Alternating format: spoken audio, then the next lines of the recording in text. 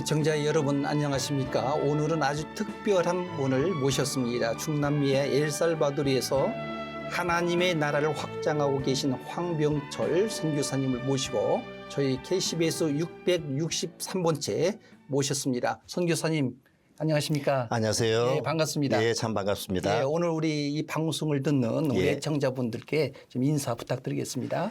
예, 안녕하세요. 애청자 여러분. 저는 엘살바도르에서 하나님 나라의 사역을 하고 있는 황병철 선교사입니다. 그전에는 중국에 13년 동안 한인 목회자 겸 선교사로 사역했고요. 한국에서 담임 목회와 군목을 역임하기도 했습니다. 반갑습니다. 예, 선교사님 목회자로 또 선교사로 예. 하나님 부름을 받지 않았습니까? 예, 예. 그 콜링에 대해서 좀 궁금한 것이 많이 있어. 어떤 계기를 통해서 하나님의 이 콜링을 받았는지. 예, 예. 뭐 모든 선교사님들이나 목회자분들께서 콜링의 순간이 계셨을 텐데 저도 콜링의 순간이 있습니다. 제가 고등학교 3학년 때 교회를 나가는데 성경을 읽는 중에 이사야서 49장 6절의 말씀, 내가 너를 이방의 빛으로 삼아 나의 구원을 베풀어서 땅끝까지 이르게 하리라 라는 그 말씀이 이상하게 저의 마음을 깊이 울렸습니다. 그 말씀으로 인해서 제가 목회자가 되었고, 목회자가 된 이후에 그 말씀이 계속적으로 저의 뇌리에 남아 있었어요. 목회자를 하면서도 나는 결국은 선교지로 가야 되겠다라는 그런 결심을 하게 되었습니다. 중국에 가고 엘살바도르의 선교지로 가서 보니까 그때 그 말씀이 바로 나를 땅끝까지 중국으로 엘살바도르로 나를 부르시기 위한 하나님의 콜링이 아니었나라는 그런 확신을 가지게 되었습니다. 그러니까 학창 시절에 그 하나님의 콜링을 확신을 갖게 됐네요. 예, 그렇죠. 말씀을 통해서. 예. 예. 사실 이제 목사님은 이제 군목도 하시고 예, 또 예. 한국에서 이제 목회도 하시고 예, 그렇죠. 중국 연길에서 이렇게 예. 또 오랫동안 사역하지 않았습니까? 예, 예. 그런데 또 갑자기 또 지구 반대편 예. 엘살바도르에 지금 사역지를 옮겼잖아요. 또요. 예, 그렇죠.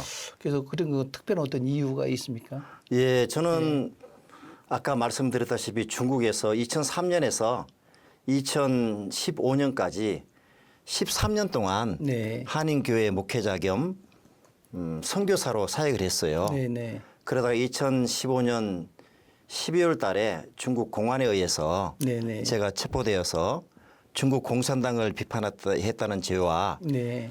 그리고 중국에서는 종교가 금지되어 있고 특별히 18세 이상 사람들에게는 전도하는 것이 금지되어 있잖아요. 네네. 그렇게 이제 제가 이제 선교를 했다든지 또 선교사를 도왔다든지 등등 이런 죄목으로 인해서 중국 공안에 의해서 공안보다 더 높은 안전부라는 곳이 있습니다. 네네. 안전부에 가서 제가 취조를 받고 여권을 빼앗기고 강제적으로 추방이 되었어요. 네. 그때가 2015년 12월 24일이었습니다. 네네. 제 인생에 있어서 가장 추운 네. 크리스마스 이브였어요. 네네. 제가 그때 한국 땅에 추방되어서 아무것도 건지지 못하고 가재도구도 하나도 건지지 못하고 그다음에 담임 목사직도 잃어버리고 선교지도 강제적으로 놔두고 오게 되는 그런 상황을 맞이하게 되었는데 그러고 난 다음에 한국에 있으면서 제가 이제 다음 사역지를 정해야 되잖아요. 네네. 다음 사역지를 정하기 위해서 어디를 갈까. 목회의 길도 저는 목회를 해봤기 때문에 선교사도 했지만 목회를 해봤기 때문에 목회지로 갈까 아니면 선교지로 갈까. 네.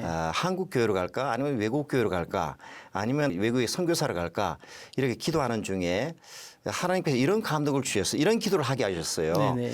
하나님께서 저를 제일 먼저 이 콜링하는 곳이 있다면 네네. 그것이 바로 하나님의 콜링으로 제가 그 생각을 하고 네. 그곳이 한국 교회든 외국에 있는 한인 교회든 코리안 처치든 아니면 한국 땅이든 외국 땅이든 아니면 가까운 곳이든 먼 곳이든 제가 가겠다라고 하나님 앞에 서원 아닌 서원의 기도를 하게 되었어요. 네네. 그러고 난 다음에 얼마 있지 않아서 엘살바도르에 있는 작은 한인 교회에서 네네. 황병철 목사님 저희 교회를 목회하시면서 선교를 해보시는 것이 어떻겠습니까?라는 제안이 들어왔습니다. 네.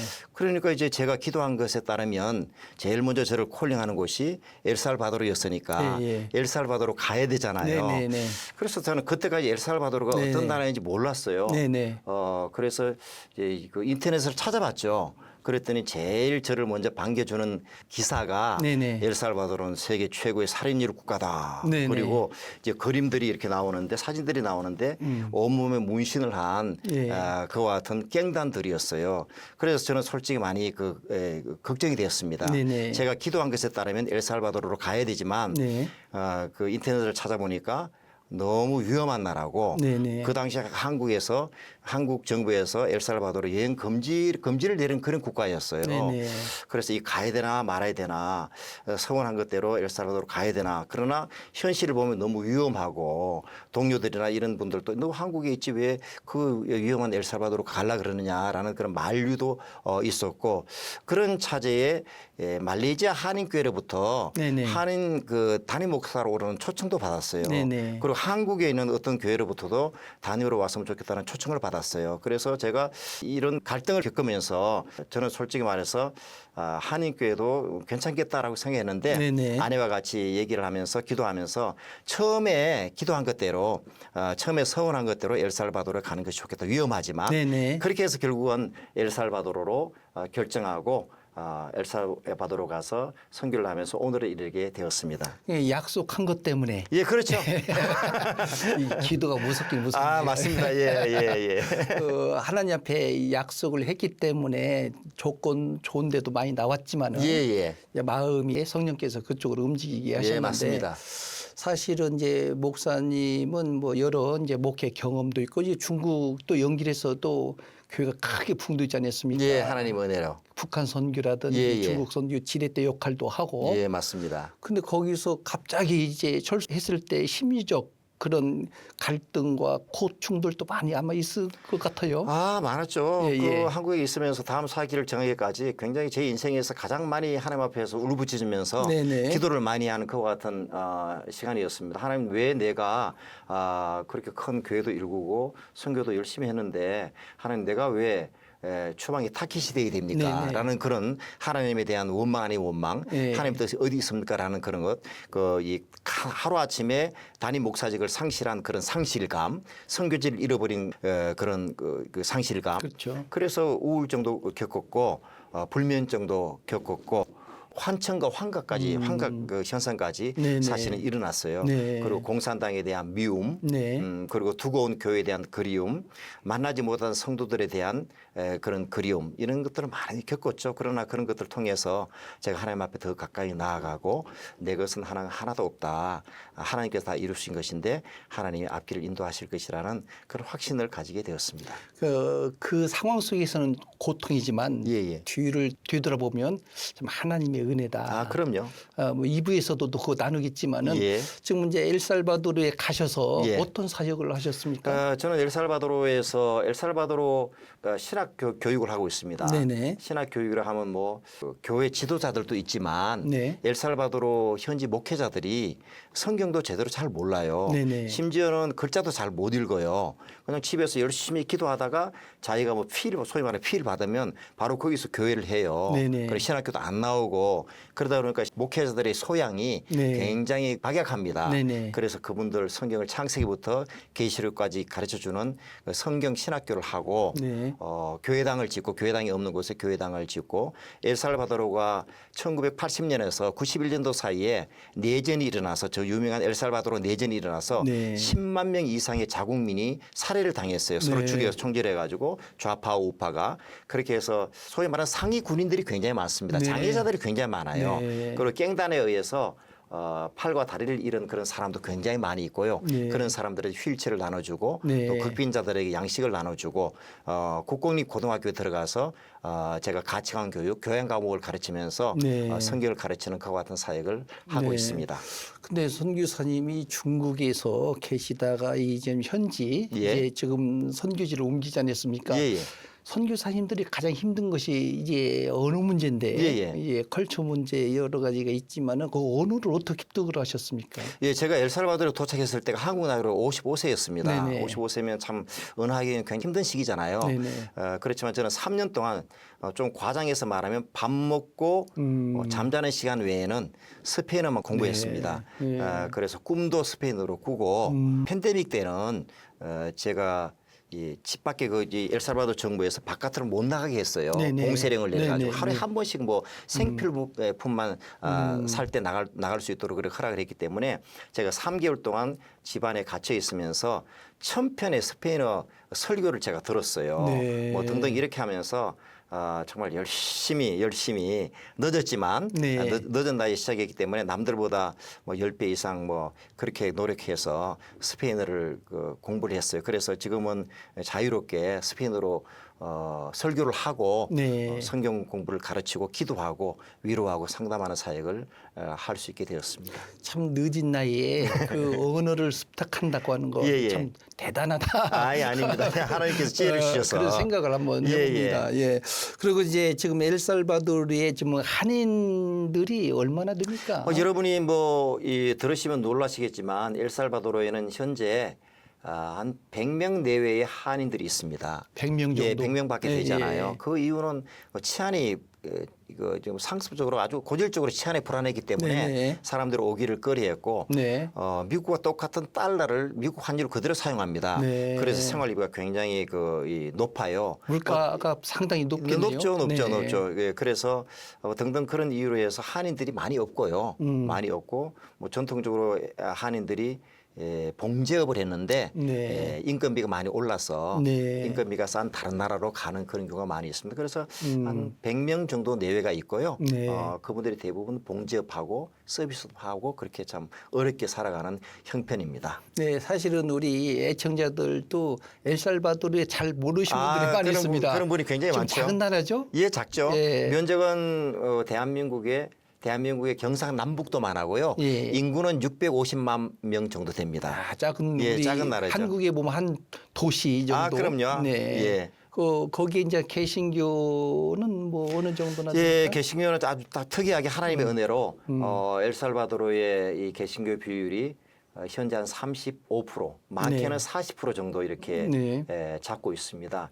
요 근래에 한 10년, 20년 사이에 기독교가 폭발적으로 부흥하는 네. 하나님의 은혜를 경험하고 있는 중남미 엘살바도르입니다. 네. 그 선교사님 거기에서 막중한 그 역할 예. 앞으로 기대가 많이 됩니다. 아유, 감사합니다. 사실 이제 우리 선교사님은 이제 중국에서 오랫동안 사역하시고 지금 엘살바도르에 가서 사역을 그렇게 쭉 하면서 예. 그 과정 속에 예. 자녀들 이 교육에 좀 여러 가지 좀 어려운 부분들도 많이 있을 텐데요. 예, 자녀 그게 뭐 저뿐만 아니라 모든 그 선교사님들이 겪는 그런 것인데요. 제가 2015년 추방될 때 네. 제 큰 아들은 중국에서 북경대학을 다녔습니다. 네네. 작은 아들은 한국에서 군대 다녔습니다. 그다음에 마지막 그 늦둥이 딸은 네. 초등학교 6학년인데 한국에 둘 수도 없고 중국에 둘 수도 없고 중국에 못 들어가니까 엘살바도르로 저희가 데리고 왔어요. 그래서 큰 아들은 중국, 작은 아들은 한국, 막내딸은 엘살바도르 네네. 이 삼국지를 사는 나라의 자녀들이 삼국으로 흩어져 있는 나라가 다 틀리네요. 그래요.